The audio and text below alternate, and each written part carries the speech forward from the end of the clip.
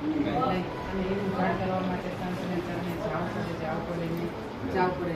કારણ કે સત્ય વાત એવી છે ને કે આ સાચી વસ્તુ બધાને હજમ ના થાય ને. આ તો સાચી વસ્તુ આને હજમ કરી બહુ અઘરી છે. અને જો હજમ કરી કેવા હોય ને તો પછી એને કોઈ આનો પાર પામી શકે નહીં. રામ કૃષ્ણ થઈ ગયા, જગતમાં જેવો રામાપીર થઈ ગયા, શંકર થઈ ગયા, આ બધા આ માર્ગે હાલી ગયા છે. આ કોઈ સેજે સેજે ત્યાં નથી. કારણ કે એના સત્યના માર્ગ પકડ્યા, એના ગુરુની વાત પકડી લીધી.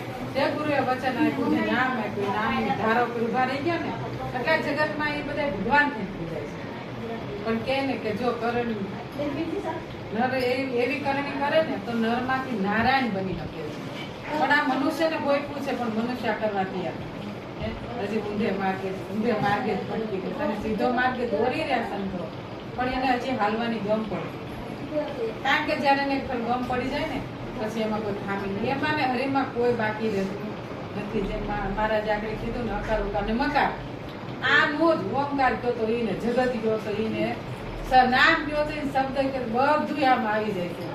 પણ આ તો હું કે ગુરુને શિષ્યો જાજા જોતા હોય એટલે કઈ થોડુંક પકડાઈ ગયા એટલે ઓલા બિચારા એમાં રાજી રહી અને એનું ખાઈલે રાખે. પણ આપણે ગુરુ ભક્તિ અહીંયા કઈ લેનાય ને અહીંયા કઈ દેનાય નહીં. તો નિર્મળ મળ વૈનાનો માર્ગ છે.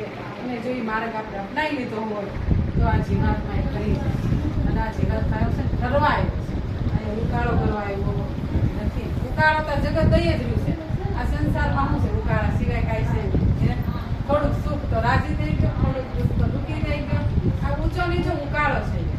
પણ સંતો તમને એમાંથી બહાર કાઢી નાખે. ત્યારે ગંગા સતી બાને બોલવું પડ્યું હરખ ને શોખ ને આવે નહીં જઈને વ્યક્તિ બાંધા એને આખે પર આનંદ હોય.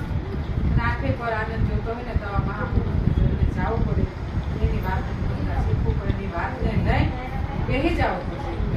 અને એ વાત જો પકડાઈ ગઈ તમારા જીવનમાં તો તમારો બેડો પાર છે એમાં કોઈ ફેર નથી. પણ આપણે પતિ જ નથી આવતું. એ પતિ કરવા